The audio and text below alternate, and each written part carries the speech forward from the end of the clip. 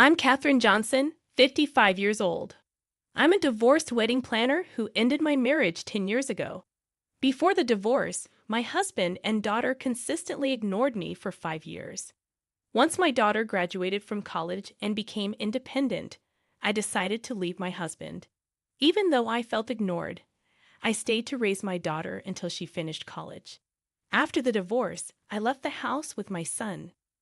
It's been 10 years since the divorce, and at that time, my son had just started high school. Reflecting on those days still brings a sharp pain to my heart, but by living each day fully, the pain has gradually faded. Recently, a name I hadn't seen in a decade popped up on my phone. "Hello, you still sound as dreary as ever," a voice filled with disdain responded. It was my ex-husband. After all this time, I wondered why he wanted to talk.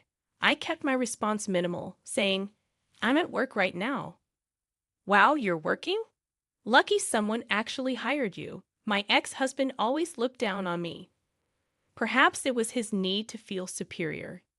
In reality, he never contributed financially, dealing with gambling and debts while I worked to support us. Remembering this makes my blood boil. Though I wanted to hang up immediately, the fact that he reached out after 10 years suggested there might be something important. Suppressing my emotions, I continued the conversation. "What do you want?" I didn't want to raise my voice while working. Remaining calm and concise, he then delved into his own needs. "Mur is getting married. It'll look bad without a mother. Come back just for that." This was so typical of my ex-husband, solely concerned about appearances. Even after a decade, he still prioritized such superficial things, trying to involve his ex-wife. Despite everything, I, now 32, still consider Mur my daughter. I've never stopped caring about her, even during the 7 years of being ignored. However, considering our history, I couldn't simply agree to his request on his terms. I couldn't help but hesitate to meet the owner of this voice I hadn't heard in a while. "Does she agree to this?" he asked, as if it's the most natural thing. What kind of person demands this as if it doesn't matter? What agree to what? Does she agree to have her ignored and divorced ex-wife attend their wedding? Does this man really not understand? His response clarified everything. "Can't you just listen to me? A divorced couple attending their daughter's wedding sounds quite good, doesn't it?" He was still fixated on appearances. To him, a former couple attending an event together was probably nothing out of the ordinary. As I calmly considered this, he dealt another blow. "You must be working as a regular employee by now, right? Well, during our marriage, I supported you financially. It's only fair you contribute to Mur's wedding expenses." What I recalled was working part-time and then as a full-time employee. I have achieved an even higher position now. Back then, it wasn't for a comfortable life. It was the result of me working to earn a living that I couldn't afford. And of course, I have no recollection of having to pay for it. I don't mean to complain now, but I can't even express how much his memories are being altered for his convenience. Discuss the money directly with me. I'm busy too. It all came down to public image and money for him. Even now, these conversations bring back painful memories. Shortly after we got married, I found out about my ex-husband's love for gambling. He earned a salary, but it never made its way home. Debts kept piling up without my knowledge. While I worked hard to support our family and raise our kids, he accused me, "All you care about is money. You don't care about me." He started coming home speaking of perfume, not bothering to hide or make excuses for his affairs. It seemed like cheating was just inevitable for him. It's all in the past now, not a pleasant memory, but I try to move on. Attempting to change the subject, I take a deep breath and ask him over the phone, "What does Murray say?" "What? You're still being ignored by Murray, continually neglected by your own daughter." "That's pathetic," he mocks, laughing as if he finds pleasure in this. Talking to this man wouldn't lead to anything productive. "I'll talk to her directly," I assert. "You should. I hope Mur talks to you normally." He replies with a snicker and abruptly ends the call. I let out a deep sigh and turn my phone back on. On the day, I arrive early at the waiting room and sit down alone. Suddenly, the door opens, and I hear footsteps. I'd recognize them even after 10 years. They stop right in front of me. Why are you sitting here? What? There's no place for a mother who abandoned her child. His unnecessarily loud voice echoes in the small room. What do you mean? You heard it from Murray, didn't you? What? There's no seat for a mother who hasn't properly talked to her daughter for 17 years. You're not wanted here. His words spit out with a triumphant laugh are predictable. I can imagine his expression without even looking. He must be picturing a mother rejected by her daughter after hinting at a joint appearance by the divorced couple over a phone call after 10 years. Such a typical move of his. Unaware that I'm thinking this, he continues his verbal attack. But inside, I can't stop laughing. Suppressing my emotions, I respond solemnly. I was just so curious. What? You're curious about your daughter's wedding after being ignored for 7 years and out of touch for 10, he says, laughing. Man, are you some kind of masochist? I paid some money, so let me have a peek. No way, Mary doesn't care about you at all. You're just a wallet. He laughs uncontrollably, holding his stomach amidst his laughter. After a while, there's a soft knock. My ex-husband responds gruffly, and 2 figures slide into the room. Mur and my son Ethan. My ex-husband, looking puzzled, addresses them. Mary, why are you dressed like that? Mary, who should have been dressed as a bride, is wearing a regular dress. Ethan, too, is casually dressed in a jacket and pants. And there I am in my plain pantsuit, looking baffled. My ex-husband asks Mur with a blank expression the same question again. Mur casually replies, What are you talking about? My wedding's already over. What? The wedding's over? Yes. What do you mean it's over? I don't understand. It's over means it's over, just like that, right, Mom? Mur says, smiling at me. Ethan and I return her smile. My ex-husband looks at us as if he can't believe what he's seeing. Hey, what do you mean it's over? Do you know something about this? He demands, turning to me. It's just as Mur said, I reply. Like I said before, the 3 of us and the other family had the ceremony in Hawaii without you. Mur calmly explains the main points to her father, his voice rising an octave in his flustered state. What, Hawaii? Mom helped us out. You didn't contribute a penny. Why would we want someone like you at the wedding? Of course, we wanted Mom there, Mur added, stunning her father. My ex-husband, desperate, asked, Then what's this today? Why are we all gathered in the wedding venue's waiting room? Mur's eyes flickered as she looked at her father, then coldly said, It's to cut ties with you. My ex-husband trembled slightly as he spoke. What do you mean by cutting ties with me? You ignored her, with me, for 7 years, and then she left us. Clearly not expecting such treatment from his daughter, whom he thought was on his side. He was visibly shocked, but Mur was relentless. What? You didn't just ignore Mom. You ignored me and Ethan too. What? I wasn't ignoring Mom with you. I find it disgusting to be associated with a man who ignored his family, had an affair, and had a child out of wedlock. My ex-husband gasped at Mur's words. He stared at her, his expression blank in the dead silence. Mur continued, The reason I didn't talk to Mom was to keep an eye on you. What? You neglected your family for gambling and debts, had an affair, even had a love child. And you hit Mom behind our backs, didn't you? What? You thought we didn't notice?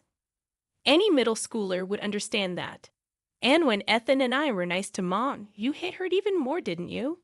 My ex-husband glared at me. I didn't do anything.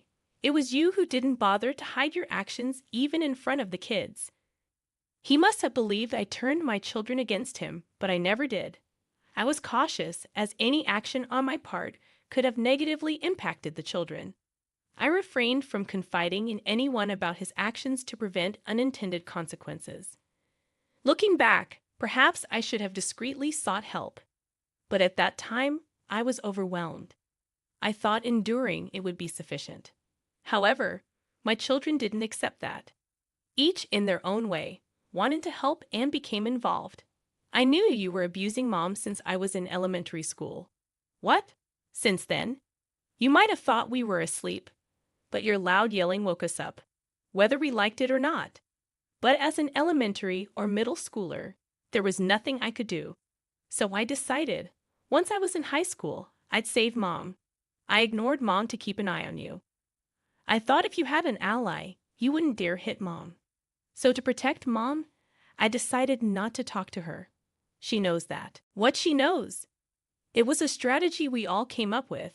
He hadn't expected us to be in cahoots. His face turned pale and twisted. I wonder what my children are thinking. Ignoring that, Mur continued. I pretended to be on Dad's side to keep him in a good mood for safety. In exchange, I made sure Ethan was always with Mom in case you tried to hit her. Ethan, being a boy, could protect her. What? Ethan was just an elementary or middle schooler back then. He couldn't have stopped me. My ex-husband's words made me chuckle. What are you laughing at? Nothing, just contempt, disgust. Thinking about how you're always bluffing. See, you always get worked up so easily. You were always afraid of Ethan, right? Because he could see through you and shut you down with his words, even when he was little. What? I knew you avoided Ethan as much as possible. You were running away from him, even though he was just a kid, because he was smart. My ex-husband blushed in embarrassment and clammed up. That's why I stayed by your side, and Ethan stayed with Mom. That way, you'd never dare lay a hand on her. I never realized that. He was visibly shocked. Murray spoke bluntly to him. Well, of course. What? You became more and more of a stranger, finding your place elsewhere. You were so oblivious. You didn't even see your own family, did you? Remembering that time doesn't hurt me anymore. But Mur's words started to blur my vision. Ethan gently touched my shoulder and continued, Dad, what about what we talked about earlier? The affair and having a child. You're not denying it, huh? Well, even if you denied it, it's the truth, and there's nothing you can do about it now. Why are you bringing this up? My ex-husband could only give a vague response to Ethan's unexpected turn in the conversation. Ethan pressed on. Did you know I was working a part-time job in high school? Part-time job? You didn't know, huh? Mur was working part-time too. What? Dad was never home, never put money into the household, just messing around. We both had to work part-time in high school to help Mom. I didn't know. Of course you didn't. As I said earlier, you never really saw us or Mom, so you didn't notice that Mur was fooling you. My ex-husband fell silent at Ethan's words, and I worked in the kitchen of a restaurant, you know? You used to come there a lot with a woman. What? Sometimes during the day, sometimes at night. You brought a little kid with you too, right? What? That's your love child, isn't it? What? You'd loudly say things like, this kid's going to grow up to be handsome like me and stuff. It was so embarrassing. No, nobody wants to be like you. Ethan snorted. He had no idea his son had seen him cheating and even seen his love child. My ex-husband started sweating and breathing shallowly while glancing at him. I casually asked, how are May and Ken doing? I threw out names he probably didn't expect me to know. And he gasped, how did you? How do you want to know? After we divorced, it might not have been a big deal for you, but I had to go through a lot of paperwork. It's impossible not to notice, especially since you acknowledged them. My ex-husband was silent again. I didn't feel disappointed anymore, but I wondered if he thought he could hide it by keeping quiet.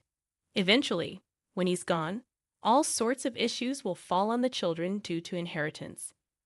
Regardless of the divorce, the children are still related to him by blood, and so is the child he acknowledged. He probably never thought that far as a parent. Well, I knew it, but it was still a shock. You never thought about me or the kids. My ex-husband remained silent. No matter what was said, was he really unable to say anything after all this, pinned under the gaze of the three of us? My ex-husband didn't even try to make excuses, maybe due to his useless pride. I knew it, but still, what was he thinking during all those years of marriage, of family life with us? He probably thought the onslaught was over. He let out a breath, relaxing his shoulders. But he wasn't let off so easily. And on top of that, you were begging that woman for money too, weren't you? Are you just terrible? Ethan said with disgust. What? What are you talking about? Not what are you talking about? You're even messing with the company's money now. Murr's unexpected words made him freeze as he stared at her. Don't say it's a lie. I didn't do that, really. Still playing dumb? You can't escape this. What are you talking about? Where's the proof? His red-faced shout echoed in the room. Ethan doused his fire with a cool reply. You left evidence everywhere, blatantly in the company's books. His face was drained of color. The financial audit of your company is being handled by my husband, Murr added. My ex-husband lost all expression, probably never imagining the man he thought he'd congratulate today as Murr's husband was the one exposing his embezzlement. I was shocked when I heard it too. Murr's husband, a certified public accountant, was involved in auditing my ex-husband's company. The chief accountant, who happened to know me's husband's firm manager, brought up recent suspicious financial activities leading to his involvement. The more he looked, the stranger it got. Did you really have to embezzle $1 million for your debts and secret child support? Murr's words hit him hard. He must have been overwhelmed with why and how could this happen. Ethan mercilessly delivered the final blow. You know, this is a crime. My ex-husband froze completely. His body trembled slightly as we watched him. Murr said, That's why I wanted to end it. What? I'm married now, connected to another family. I don't need a criminal in my family, and I wanted to reset everything I've been carrying all these years. That's why I asked Mom to prepare this room today. Why can't she arrange this room? This is a wedding venue, right? He turned his gaze towards me. I spoke without meeting his eyes. This place, it's my company. What? Your company? I started in this industry as a part-timer, and after gradually gaining experience, I was promoted. From there, I worked hard to learn and build connections. I entered this industry before we divorced, a little before he started ignoring me. He never knew or cared to know what company I worked for or what I did. He didn't even try to find out. So he never knew I've been in this industry since then. It was a terrible situation, but it led to good connections for me. And 2 years ago, I started this company with someone I've worked with for a long time. Who? Someone you've worked with, the president of the parent company, and now my husband. What? He was speechless. As expected, I guess. So he always thought he was above his ex-wife, who is now a president's wife and a subsidiary company president, shaking. He managed to ask us, me, is what Murr is saying true? What? When we divorced, you cut ties with her, right? That's right, isn't it? He shouted desperately, but cold words rained down on him. Isn't that obvious? Like I said earlier, I ignored Mom on the surface for 7 years just to protect her. It was only superficial. I never really ignored her. Besides, you were hardly ever home. What? You only saw what was on the surface, right? Whether I was ignoring Mom or not, well, that's... And when I graduated from college, you too got divorced. That's when I made my choice, right? To go with Mom. That's a lie, right? It's true. Someone like you, a cheating, abusive, embezzling jerk, just disgusts me. You have no idea how much those 7 years messed with my mental health. Murr's voice, which had been so strong, started to tremble, her eyes filling with tears. Murray, I'm so sorry. I couldn't help but hug her. It's okay.